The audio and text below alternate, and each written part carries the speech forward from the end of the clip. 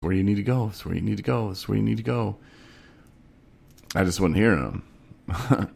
and then an opportunity did open up here, and I interviewed with this. He was like a interim operations manager, and he was actually in North Carolina. And I talked to him, and he was like, "Oh, it's this guy, and he needs to be reeled in, and blah blah blah." And I was like, "All right, well, let me check it out." And oh my god, it was horrible. It was one of the worst shows I've ever heard, and I had to like talk to this guy, and then I like talked to him. They're like, "Well, see if you click with him." And I'm like, "Okay." So I talked to him, and oh my god, it was just as bad. But I was so desperate. I was just like, "Yeah, man, yeah, we can do some cool things." And I'm like, "How am I going to deal with this guy? He's horrible. Like he's got this huge like, oh, I'm the baddest thing in Traverse City, you know." And I'm like, "You suck. I wouldn't have you on my overnight crew." Like, he was bad. He was really, really bad. And people up here, they just don't know any better. And that's, if they've been listening to this their whole life, and not that the radio stations here are doing anything wrong, they're making money. I know there's one that's down to doing a lot of things wrong, but it's at the end of the day, that's not my problem. That's not my concern. And it feels good not to be a part of radio up here and to be doing what I'm doing. But back to my list. You distracted me and got me off talking about stuff. So frustrated today. Apparently, this service that's out there in the world called delivery has been touched by Satan, because nobody can give me my stuff. Like, you order me these ridiculous rims, and then they were supposed to be here last Friday or Saturday. Nope, no call. So I called them Saturday. "Oh man, yeah, there's 2 trucks, and like one truck had like all the stuff on it, and the other truck had other stuff on it. Sure. So like, I guess it's on the other truck, but it'll be here Tuesday." Okay, all right, cool. I guess I can wait till Tuesday. Call them today, and "Oh yeah, man, sorry, bro." That's not what I called him today, and that's not what he sounded like. I thought that's what I heard coming through your phone. No, pretty sure. What happened after that? I said, "Let's cancel that shits." I said, "Let's cancel them. I don't even need that stuff. That's stupid. Wasting money." All kinds of huffy. I did, because F that. We don't need it. I don't need it. I don't need the rims in my car. And you're like, "But your other ones look so horrible." Okay, they don't sound like that either. Yes, I do. You can't even tell who's talking right now. You think it's Marnie. Yeah, so that's for real.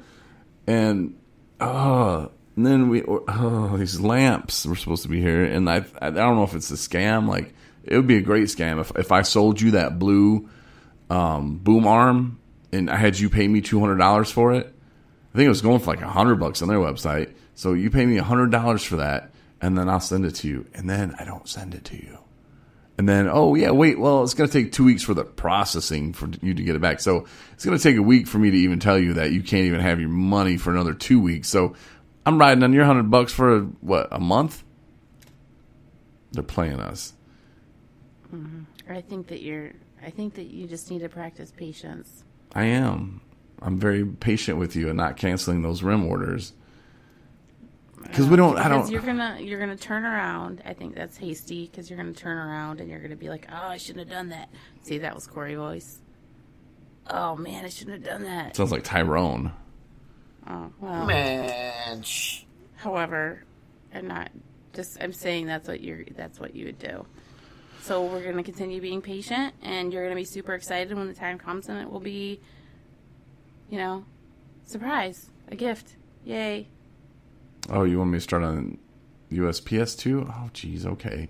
So, since you wanted me to, yeah, this other guy I know, he was telling me that he's supposed to get a package, and it was sent in Michigan to another city in Michigan, 2-day shipping, or priority, whatever they call it. And he said he had $500 worth of whatever in there, and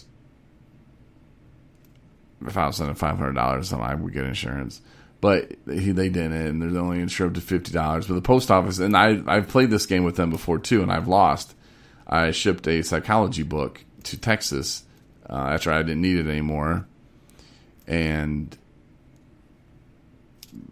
lady said it never got there. So I gave her money back. So I'm out the original price I paid for the book, and then I'm out for giving her money back and paying the shipping. And I did like a little lost thing, and they're like, oh, okay, well, you have to wait 45 days.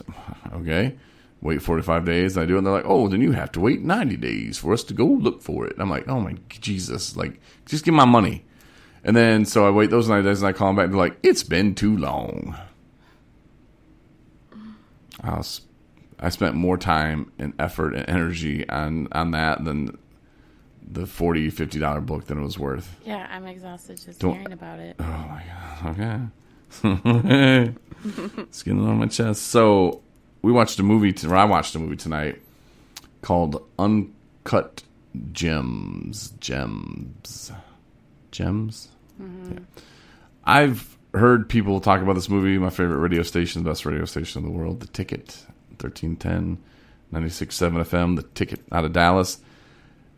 They kind of reviewed the movie, and they didn't say this. Joey was on the show a few times. He's the guy that punched the clown or whatever on the bus.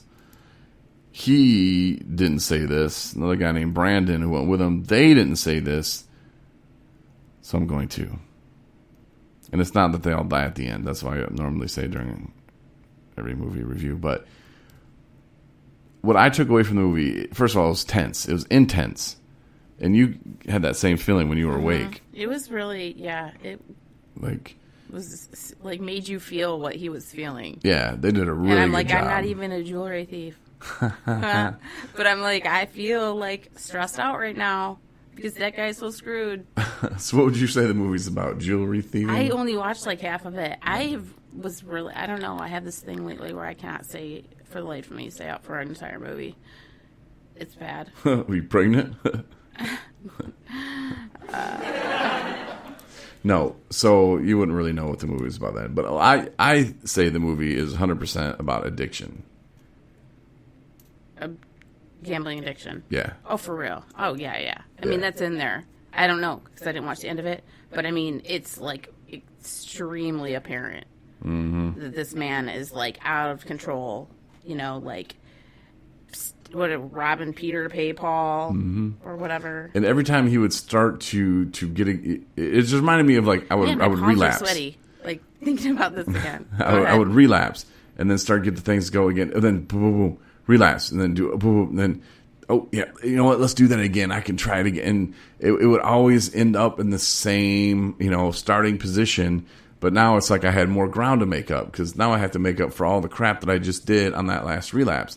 And that's kind of what the movie was saying to me. Pretty much the whole movie, like you start. Haven't you had enough? Yeah, you start putting it together, and you're just like, oh, okay, like he's gonna get out of it this time. Oh, yep, he's out. Like, whew, like you're like you feel. Yeah, you feel, and they did a great job in the movie. I know it. About making you feel that. So you feel like relief, and then no, dude, no. But that's the same kind of thing, that I went through in my substance use. I bet you anything people now are going to watch it that are listening to the show. Well, I mean, you can watch it. You don't have to. Would you say thumbs up? Yeah. Yeah? I mean, ending was stupid, but whatever. But it was worth it. I don't know. Maybe. I don't know. If you have a gambling addiction, I wouldn't watch it. Or if you know someone who does. Unless you're in a good place where you can be like, whew, I'm glad I don't do that anymore. Like leaving Las Vegas for us. Like I mentioned, we should probably watch it a couple weeks ago. And I don't know. I don't want to watch somebody puking and shaking. And I don't want to see it.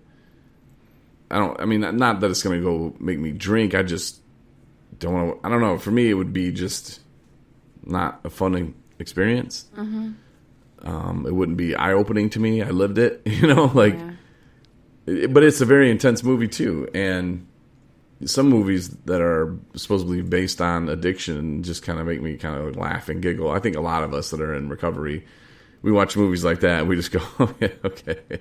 Mm-hmm. The guy who wrote this was not an addiction. Or maybe whoever wrote it was, but then by the time they got to the movie part of it, and they're just like, yeah, nobody's going to believe that, Mm-hmm. So I don't know. It's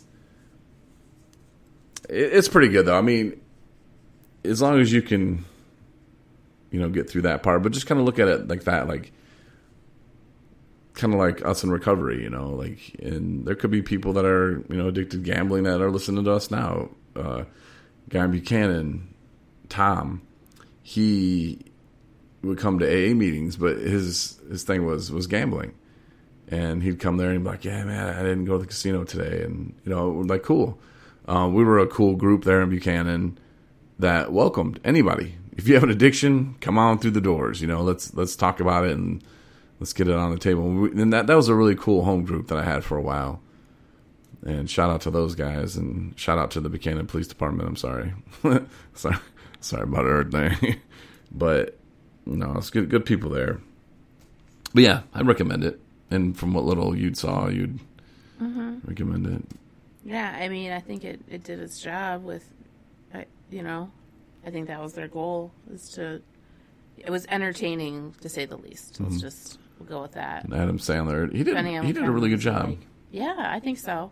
Mm-hmm. He's very out of the element that I'm used to seeing him. I'm thinking like Mr. Deeds and Happy Gilmore and that, and it's totally not even close. It's kind of like, you were saying there was another movie he was on that reminded you of. Yeah, Rain on Me or whatever. Oh yeah, Rain on Me, rain it on. Sorry, I'll leave that to the Who to sing in Pearl Jam. But yeah, he did a pretty good job. The silly thing I want to talk about was actually something that you brought up a little while ago.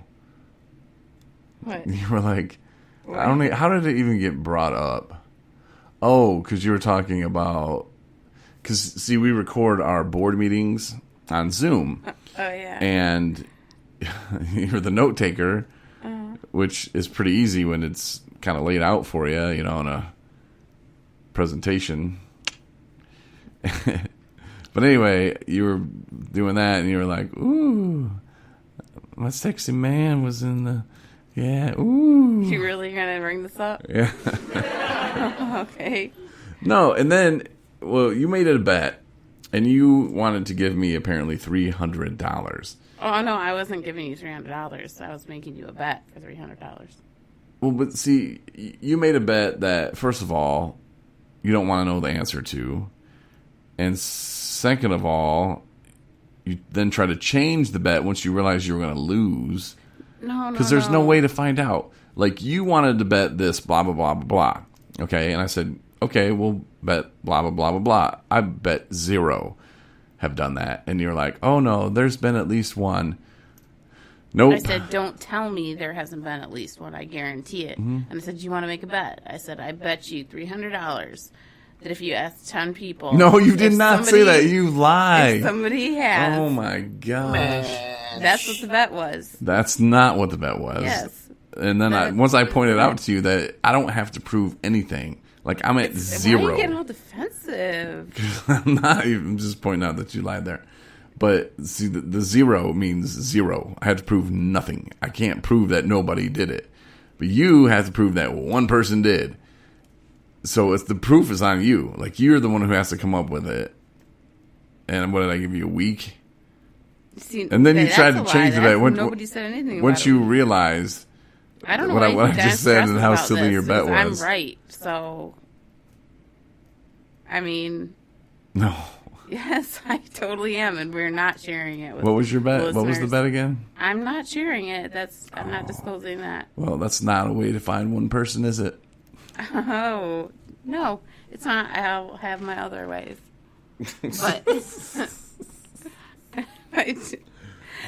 you have to remember that we ended up defining what the bet actually was. No, you ended up trying to change the bet, and I said you can't do that. I didn't change anything. See, I almost just swore there. I didn't change anything. I told you this is a way, because you said, oh, there's no way to prove it. See, I win already because you can't prove it. See, because if they can't find a way to do it, that means I automatically win. That's how I do. Why are you talking like Chris Goss? Sexual That's not how Chris